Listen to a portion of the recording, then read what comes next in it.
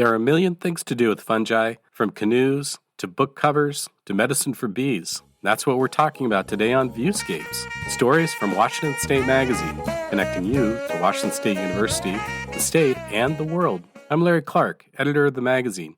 Today, I'm talking with Katy Ayers, a mycophile who's done some pretty amazing things with mushrooms and fungi.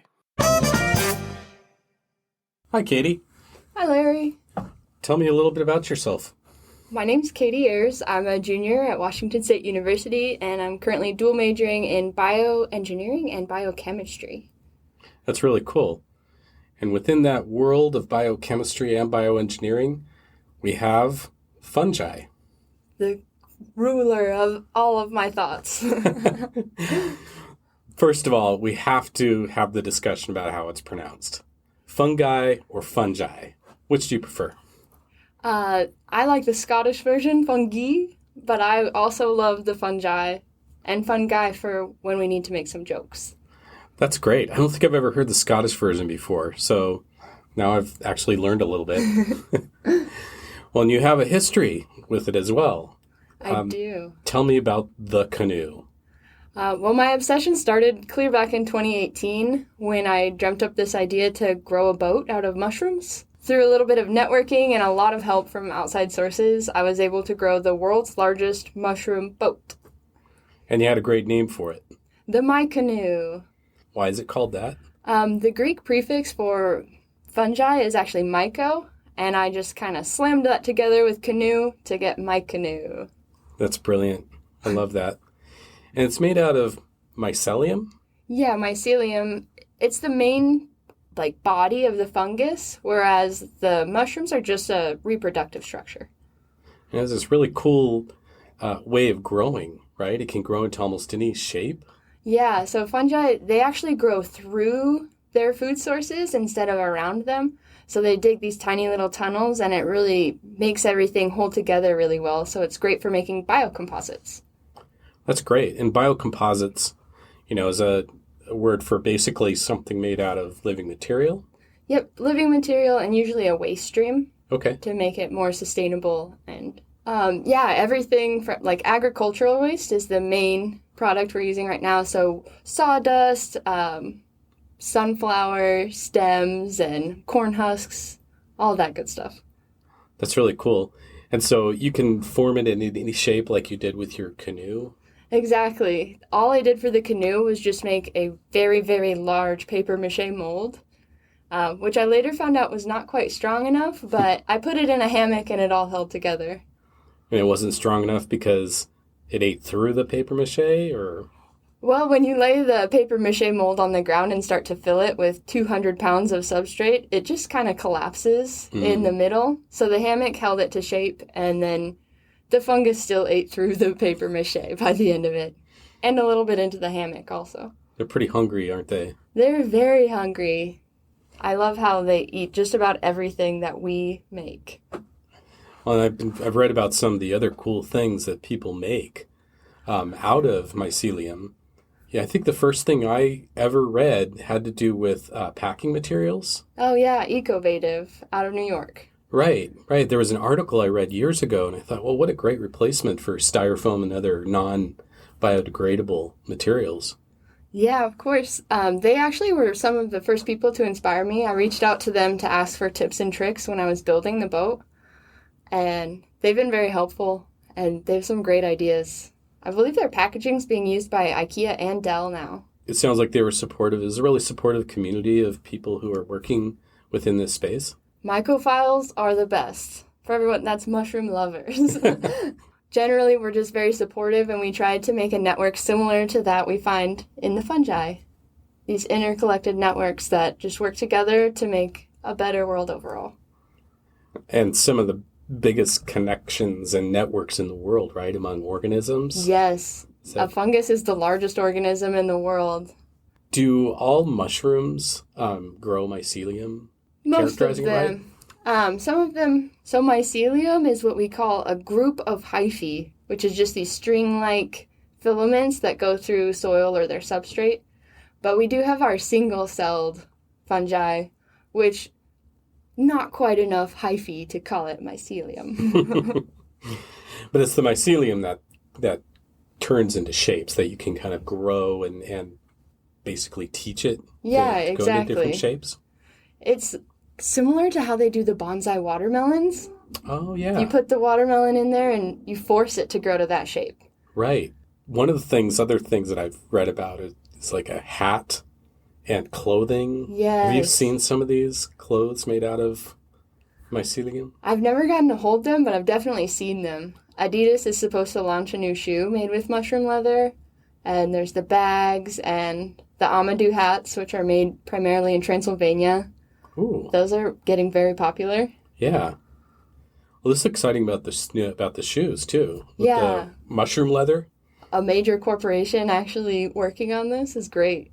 Yeah. I have a question, though. So if I have a pair of shoes and they're made of mushroom leather, will they degrade? Eventually. In theory, they'll last you until you wear out the bottom of your sole. And then once they're in the landfill, that will actually start to degrade again and break down and be a little bit less waste for us to deal with later. It's a great idea. It definitely could be a great option, like a leather replacement for so many items, from jackets and coats and bags to lighter things that maybe we start growing it into like burlap and create a new type of fabric that way. Oh, yeah. Does it smell like mushrooms? It doesn't smell like your traditional mushrooms, not like a button mushroom. Okay. So I use Ganoderma, which is a genus of fungi, and they have a very unique smell. It's very earthy. But from what I've read, most people in industry, when they use it, they actually heat treat it and then apply some sort of a coat, which I assume makes it smell less. Yeah, I was just wondering, if I had like a mushroom leather jacket, people would wonder if I'd been eating mushrooms. Yeah. I think personally I would like to leave mine alive, so every time I go out in the rain a week later I have mushrooms on my coat. That would be really cool. It would probably break down a little faster, but it would be worth it. Yeah, I think you would definitely get some eyes, looking your way too. What are some of the ideas that you have? I have so many ideas. I have notebooks full of ideas. Some of my favorite revolve around recreation because I like to have fun. So like making bobbers out of mushrooms instead of out of plastic could really reduce the waste that we see around fishing holes and make a better environment for our fish. So maybe potentially healthier fish. And like hunting blinds, tree stands, because the mushrooms, they're fireproof, waterproof, biodegradable, anti-static, they're buoyant, as you can tell from the boat. Yeah. So many great qualities. Well, that's a great idea. So would the fish possibly eat it? I think they would start to eat it, especially if you had lost it in there. Bugs would start to grow, like want to come and eat the mushroom. Mm-hmm. And then the fish would pop up and eat them bugs. That's a really good idea. I used to see them all the time. I went fishing a lot as a kid, and I would always see them in the lake. They'd get caught in the weeds. And and they would be there forever because they were plastic. Yeah, it takes a long time unless somebody's actively going out there to clean it up. Right. Wow, that's a really good idea. I like the hunting blind idea, too. You could just leave it out in the woods. Yeah, and it would degrade and you buy a new one the next year. Yeah. The trick would be to get it at a low enough cost that you can afford to do that every year. Do you think it's really expensive to make material out of mushrooms and fungus? Not really. I think once you have it in like an actual manufacturing setting, the cost would plummet. But like for the boat, I spent roughly $500, which is a little bit expensive, but I was starting from scratch. I had to buy all of the materials and the tools. So that added a lot to my costs. Well, it doesn't sound like too much to me, though. If you think about the price of a canoe or a small boat of any sort, you're going to spend that much easily. Yeah. A lot more, probably. The main cost was definitely the tools, because I think I spent $100 on 3 tons of wood chips, and then like $50 on a culture, and that was basically it. The newspapers were free. The glue was $10. So, question, by the way, about your MyConoe. Is it still, you did it for a state fair? Yeah, the Nebraska State Fair funded the project for me, so it's been on display for the last 3 years. Mm-hmm. It just finished its 3rd fair. Is it going to last much longer? Do they have it in an environment that'll They'll stick around? It's still alive and still going. It's actually on display at my old community college. Oh, cool. Yeah, so I think it'll be around for a while. Yeah. I don't see anything taking it down. So what are you working on here at WSU? I'm so lucky because I actually came to WSU after reading a research article that inspired the research I'm getting to do right now. The article was out of the bee lab, and they're feeding the exudates of Ganoderma to their honeybees, and they showed a drastic reduction in their viral loads, or how much virus they carry. And the virus can take out entire colonies, so it's really important to deal with that. And when I read that, I thought, well, what if we help the solitary pollinators, which are pollinators that don't live in a hive, but they pollinate almost 80% of our native plants. So right now, I am growing habitat for those solitary pollinators to nest, but I'm using the fungus to do it. So they'll be able to live in it and eat it, and basically it's like medicine. Exactly. Hopefully it's a 3-in-1. Yeah, that's really cool. If I remember correctly, you made some in Nebraska? Yeah, so I've had 2 prototypes already. The first year I just made 1. The second year we put out almost 40. Mm-hmm. And then this year I'm changing the prototype again and gonna put out hopefully at least another 25. Is that for next year? That's for this coming summer, yes. This coming summer? Yep. Great. Well, that'll be exciting to see what the results are and measure that. And spread them all across the state, hopefully. And it's really cool, too, because the solitary bees, many of them are native species, and some of them are endangered, if I understand. Is that... Yeah, there's a lot of them. The viruses are also affecting our native pollinators. There's 4,000 solitary pollinators in the United States. There's over 600 in Washington. Wow. And a lot of those are on the endangered or threatened list. Mm-hmm. But a lot of us would never even know if they did go missing until we didn't see our favorite flowers or didn't have that commodity on the shelf when we needed it. Mm-hmm. Because, like, leafcutter bees pollinate our alfalfa, which feed our livestock, which then feed us, so... I think you're right. A lot of people don't know about these solitary bees. What are they like? They're my favorite. Most of them don't have stingers, so that means that you can go up and pet their little bee booties. And and they're all different colors and shapes and sizes. There's some that are like this small as a piece of lead in my pencil, and others that are as big as my thumb. Wide variety. Oh, that's great. It's got to feel good to be able to help them out, too. Yeah, that's the goal. I view all insects as almost like people. They're somebody. So I do like to be able to do my part. So kind of stepping back a little bit, can you tell me how, what else inspired you or who else inspired you to get into this field? My mushroom obsession actually started in an English class, my introductory English class, when Professor Schifferns at Central Community College in Nebraska told us that we were going to write a synthesis essentially of a problem and how to solve it. And that problem needed to be around climate change, so we could pick anything. And I stumbled across this documentary called Super Fungi. In that documentary, they talked about the packaging, and they talked about Paul Stamets did this experiment where they had piles of polluted soil, and they treated one with nothing, one with a chemical, and one with the Ganoderma. And after 2 months, the one that had the mushroom treatment, I think it was oyster mushrooms actually, but the one that had the mushroom treatment had life. It was growing again. There were plants, there was insects, there were birds. The chemically treated one had no plants, and the one that wasn't treated was still just a pile of sludge, essentially. Wow. So it can really, really increase how fast we can clean up these messes that we keep making. Yeah. It's kind of a wonder material. It really is. And there's so many fungi. They think there's over 1.5 million. We've only identified about 200,000. Wow. So there's so much opportunity for going into taxonomy and fungi and finding which mushrooms eat what pollutant. It's kind of an amazing thing. Is it something that you were interested in doing? Oh, I would love to do all of this. There's so many opportunities in mycology as a field that it's really hard to pick sometimes. Yeah.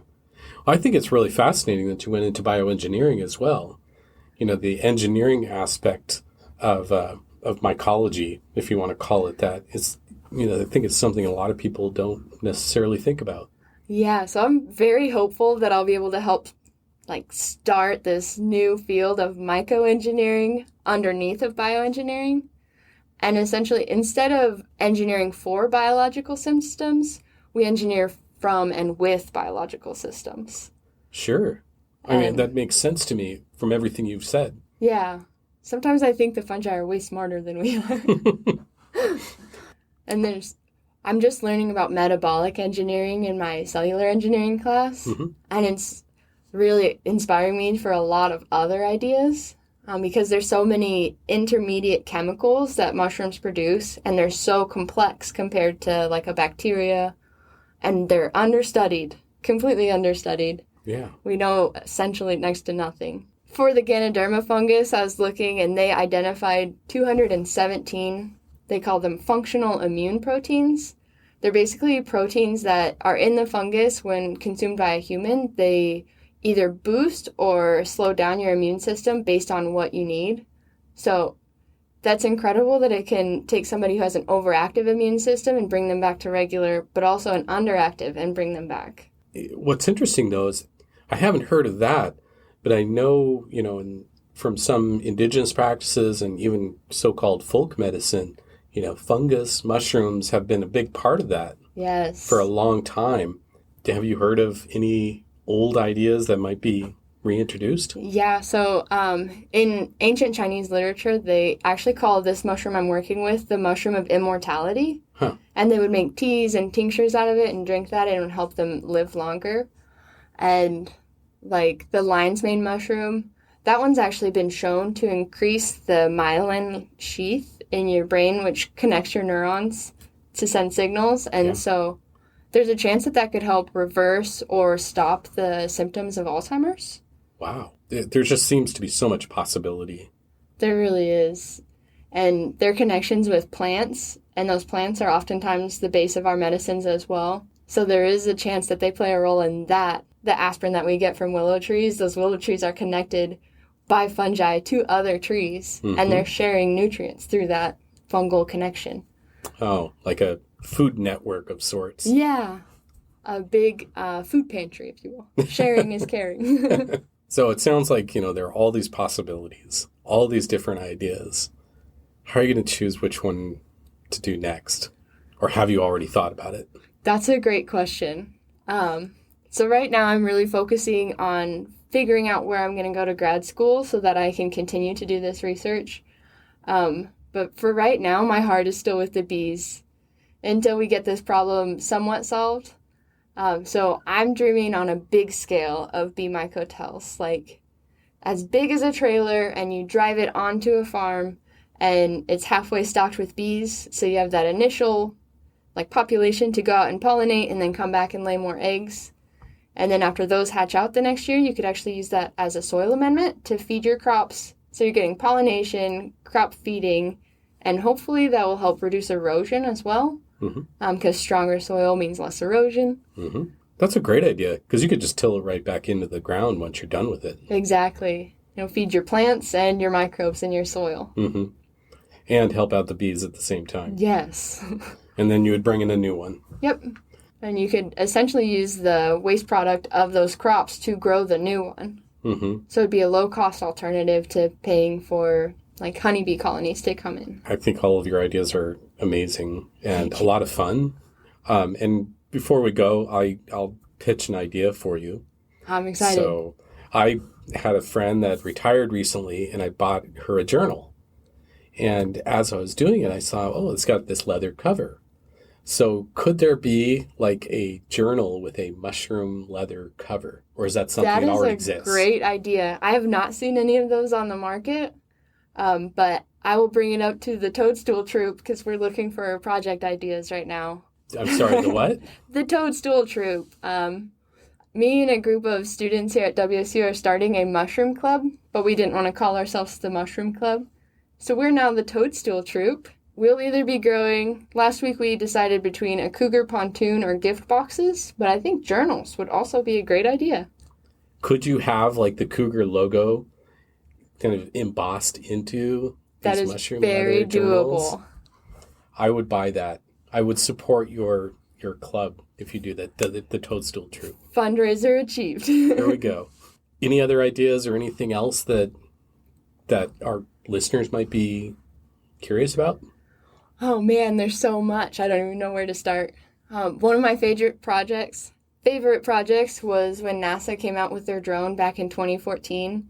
They grew it out of mycelium so that we could be more sneaky when we surveil other countries. So if you crash your drone, it would just decompose and leave behind electronics, so it wouldn't be as suspicious. But imagine like a plane of mushrooms. Whoa. You just need a fiberglass coating, but it could be a lot lighter weight if you use the insulation of fungus instead. Or like giant floating generators that sit out on the ocean, and they would sit there and float attached to a weight at the bottom, and you could use the potential energy changes of that floating thing to create energy. Or windmills on the ocean that also take the wind turbine energy and that potential energy. So we'd get two kinds of energy from this one thing. Yeah. That wouldn't be damaging to the environment. Exactly. And microbial fuel cells are coming around. Mm-hmm. They mainly rely on bacteria, but people are using fungi to help boost the output voltage. Mm-hmm. There's just a lot happening in a very short period of time. Sounds like a fungal revolution. It really is. In the good way. Yes. Thank you so much for talking with me today. And like I said, really looking forward to everything and to seeing what the Toadstool Troop puts together. Yeah, of course. Thank you for having me. Thanks for listening to Viewscapes. Our theme music was by Regents Professor Greg Yazanitsky. If you want to read more about fungi and a whole bunch of other stories, visit magazine.wsu.edu.